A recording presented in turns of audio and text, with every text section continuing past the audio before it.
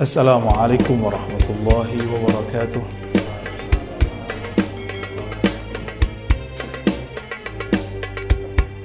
Alhamdulillahilladzi amarna bis salati was sabri wa basyara bi ma'iyatihi ala kulli sabirin. Asyhadu an la ilaha illallah, asyhadu anna Muhammadan abduhu wa rasuluh. Allahumma salli wa sallim wa barik ala sayyidina Muhammad wa ala alihi wa ashabihi wa li baitihi wa zurriyyatihi ajma'in, amma ba'du.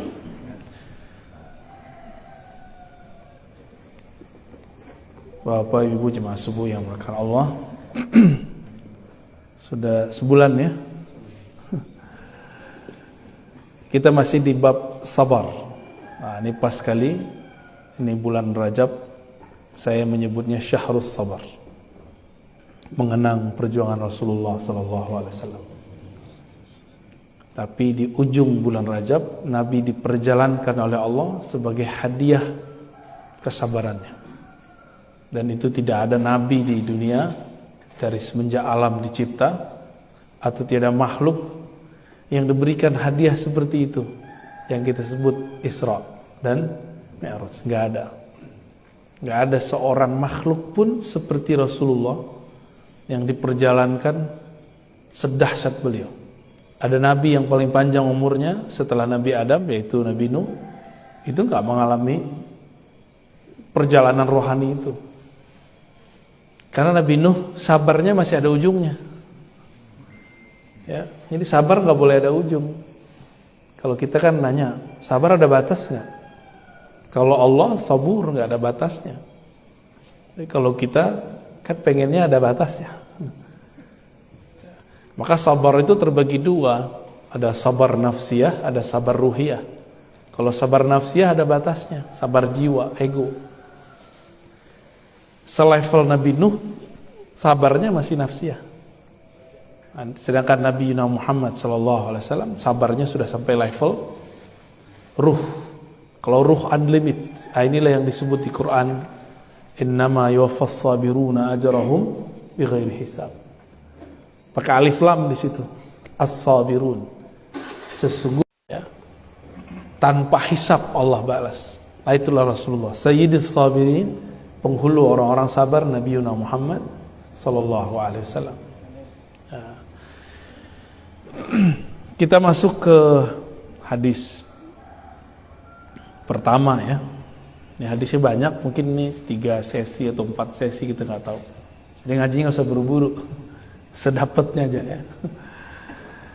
Bismillahirrahmanirrahim. Mari kita baca surah Al-Fatihah. Semoga Allah membuka hati pikiran kita semua, membukakan hati anak istri kita, tetangga-tetangga kita, sahabat-sahabat kita dimanapun mereka berada.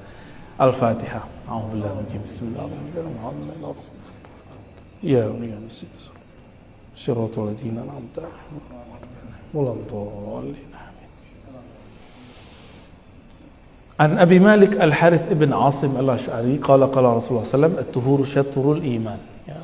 Dari Abu Malik Al-Harits ibn Asim Al-Asy'ari. Ini orang Yaman dari Bani Asy'ari. Ada kawannya juga namanya Abu Musa Al-Asy'ari. Kalau ini Abu Malik Al-Asy'ari. Kalau Abu Musa Al-Asy'ari punya keturunan nanti namanya Abul Hasan Al-Asy'ari, Imam Ahlus Sunnah. At-tuhur syatrul iman. Kata beliau, Nabi bersabda, at-tuhur syatrul iman.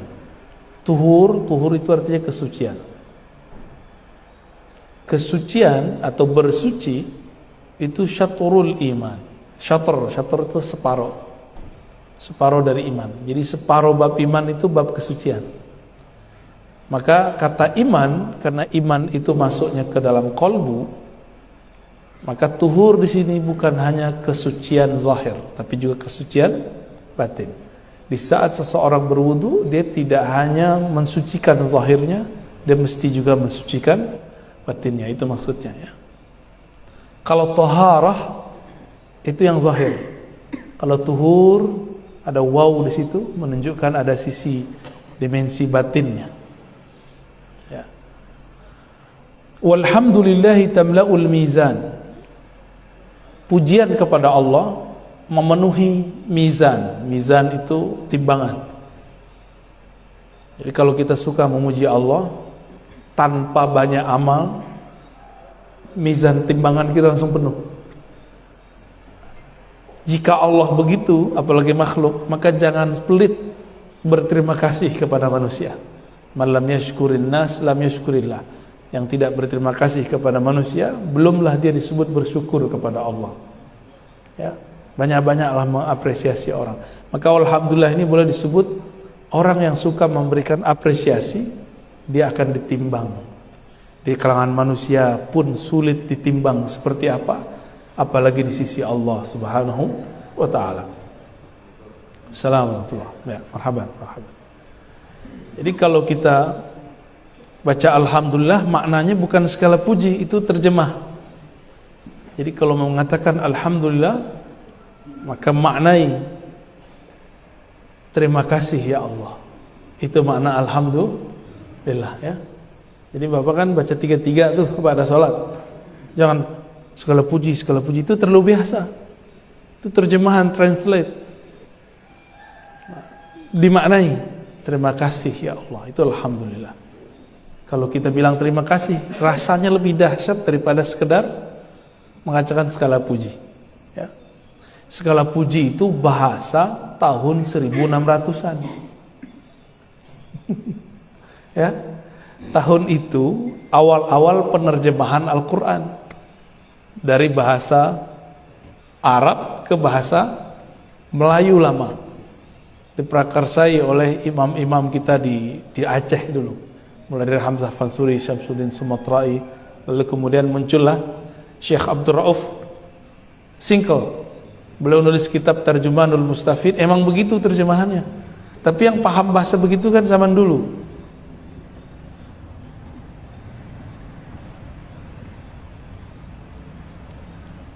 Wa subhanallah dan subhanallah. Nah, kalau terjemahan masa lalu apa? Maha suci. Ya. Maha suci Allah. Orang kalau sekarang ingat suci apa? Cucian. Ya. Maka kata maha suci kita boleh maknai dengan makna yang lebih pas. Maha suci, coba ayat tentang Isra Mi'raj, subhanalladzi asra. Nggak nyambung kalau diterjemahkan maha suci. Orang Arab itu kalau melihat sesuatu yang mustahil terjadi, itu namanya subhanallah.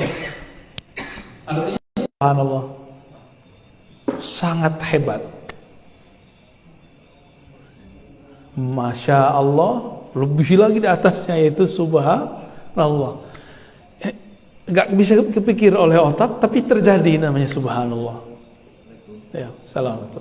Ya. Itu perbedaan antara subhanallah terjemahan lama dengan terjemahan baru, ya. Nah, dimulai Pak. Jadi kalau zikir Pak ada sholat, baca subhanallah, maha hebat engkau ya Allah. Kita kalau ngelihat ke badan, nggak usah ngelihat ke alam, kita terlalu jauh. Alam dalam tubuh ini sudah terlalu banyak. Dalam tubuh kita ada puluhan ribu alam dalam tubuh ini. Mulai dari alam rambut, di rambut itu adalah alam lagi. Itu darah itu ada beberapa lapisan alam di dalamnya. Banyak sekali. Dan itu maka kita katakan subhanallah. Nah, ungkapan yang begini, kalau kita membaca subhanallah, maha hebat engkau ya Allah, terima kasih ya Allah, tamla'an, akan memenuhi timbangan amal. Amal apa yang dapat memenuhi mizan? Bukan amalan fisik, tapi amalan, kalau ungkapan terima kasih, mengagumi, itu amalan apa? Itu yang berterima kasih lisan atau qalbu? Qalbu. Jadi subhanallah itu ungkapan qalbu saat mengagumi Allah. Alhamdulillah itu ungkapan qalbu saat berterima kasih kepada Allah. Itu yang bisa memenuhi mizan. Kalau baca 400, 4.000, 10.000 itu gak penuh-penuh deh. Tapi sekali kita mengatakan maha hebat engkau ya Allah, langsung penuh. Itulah kenapa kemudian zikir itu diulang-ulang. Siapa tahu di angka kesekian rasa itu muncul. Itu rahasianya, ya. Nanti kita lihat aja kalau kita masuk ke padang mahsyar, ada pengadilan, ya, mizan di situ. Nanti kita lihat orang yang banyak kuantitas zikirnya nggak penuh-penuh, tapi yang berzikir dengan ma'rifatnya, nah itulah ma'rifat subhanallah. Jadi berzikir itu dengan kenal siapa yang kita zikirkan. Jangan cuma ngejar angka. Yang ngejar angka ya kayak orang sekarang lah, kerja banyak gaji dikit gitu. Paham maksudnya? Pilih mana? Kerja dikit tapi dengan kecerdasan otak. Duitnya banyak, kan banyak orang begitu sekarang. Ya. Inilah perbedaan abid dengan arif. Ya. Abid beramal dengan fisik, banyak kuantitas, lemah kualitas. Kalau arif, orang yang kenal Allah, dia beramal dengan kualitasnya. Sedikit zikirnya sama dengan sebanyak orang zikir di sana. Inilah zikir yang diajarkan Nabi kepada Juwairiyah dan Sofiyah. Jadi Nabi ketika berangkat subuh, itu mereka masih zikir. Biji tasbihnya ada 4.000. Cuma dulu belum diikat. Ikatan itu baru di zaman Abu Hurairah. Subhanallah bihamdi, subhanallah bihamdi, subhanallah 4.000. Dan itu sudah bolak-balik. Anggap saja sekali khatam. Nabi baru pulang di waktu duha. Nabi biasa sarapannya waktu duha. Tapi sarapannya bukan uduk ya. Pulang Rasulullah SAW lihat Juwairiyah, maukah engkau aku ajarkan zikir yang lebih afdol dari itu? Ini orang salah faham. Ada kelompok yang anti mazhab, anti kaifiat zikir, lalu mengatakan ini dalil bahwa menghitung zikir adalah bid'ah. Loh, apakah Nabi memdiamkan bid'ah? Seandainya bid'ah, tentu Nabi sudah mengingkarinya semenjak sebelum berangkat ke masjid. Menghitung. Enggak. Ini bab yang disebut kurikulum berzikir. Bahwa ada orang kalau zikir pertama harus ngitung dulu, kuantitas dulu. Setelah kuantitas dikejar, maka Nabi naikkan makomnya. Kurikulum berikutnya, zikir kualitas. Satu zikir sama dengan sejumlah tasbih. Tasbihnya berapa tadi? 4.000. Kata Nabi, maukah engkau aku ajarkan zikir jika engkau baca sekali sama dengan sebanyak yang kau baca tadi? Ya Juwairiyah senang. Tapi Juwairiyah sudah mengalami zikir yang 4.000, sehingga dia tahu rasanya mana yang enak. Di saat itulah Nabi mengatakan, bacalah subhanallah bihamdihi adalah khalqihi wa zinata arsyihi wa ridwanihi wa midada kalimatihi. Boleh dibolak-balik gitu ya. Subhanallah bihamdihi adalah khalqihi wa zinata arsyihi. Ada riwayat lain, subhanallah adada ma khalaqa fis sama', subhanallah adada ma khalaqa fil ard, subhanallah adada ma zalik, subhanallah adada ma huwa khaliq. Intinya, maha suci Allah sesuka-sukamu ya Allah. Maha hebat engkau sebagaimana engkau hebat ya Allah, bukan sebagaimana aku yang mengatakannya. Engkau hebat bukan karena aku memuji, engkau suci bukan karena aku yang mensucikan, tapi sesuka-sukamu ya Allah. Jadi menyerahkan maknanya kepada Allah. Sekali baca itu sama dengan 4.000. Ada nggak yang mau begitu? Ya. Jadi antum nih baca zikir yang tadi, cuma rasanya nggak muncul. Sama aja. Sama dengan zikir satu kali. Nah, ini yang dilupakan oleh orang-orang awam sekarang yang pemburu pahala. Ya. Banyak kan pemburu pahala. Wah, ini sama dengan 4.000 nih, dibaca sekali aja. Tapi dia tidak paham apa maksudnya. Subhanallah wa bihamdihi adada khalqihi, maha hebat Allah sebanyak makhluknya, wa zinata arsy, seberat arasnya. Apalagi Pak Haji? Seberat khalqihi wa zinata arsy, wa ridha nafsi, seridho-ridho Allah, sesuka-suka Allah. Wa midada kalimati, sebanyak bilangan kalimahnya. Ada yang tahu jumlah makhluk Allah?